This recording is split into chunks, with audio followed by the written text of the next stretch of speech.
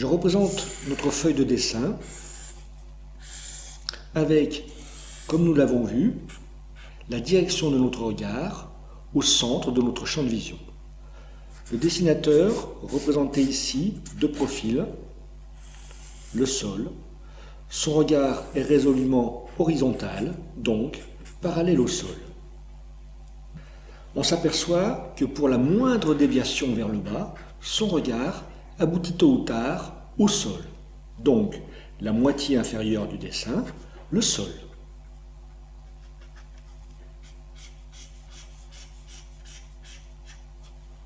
De même, pour la moindre déviation vers le haut, dans l'hypothèse d'un terrain plat, son regard aboutit forcément dans le ciel.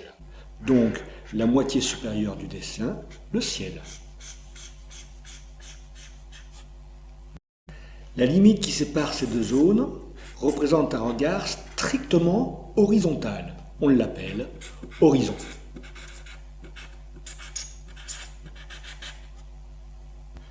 Notez qu'on appelle en dessin horizon la marque d'un regard horizontal.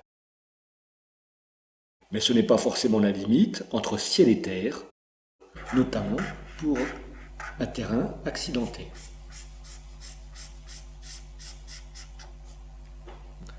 Je reprends ici mon dessinateur, vu de profil, et son horizon.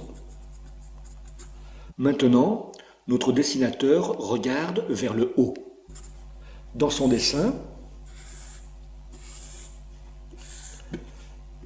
le centre représentera toujours la direction de son regard, mais son horizon apparaîtra en partie basse du dessin. Un horizon en partie basse du dessin démontre donc un regard vers le haut. Si mon dessinateur regarde par rapport à son horizon vers le bas,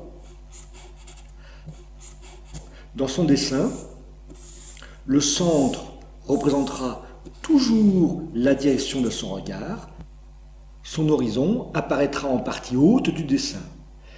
Donc, la marque d'un horizon en partie haute du dessin témoignera d'un regard incliné vers le bas.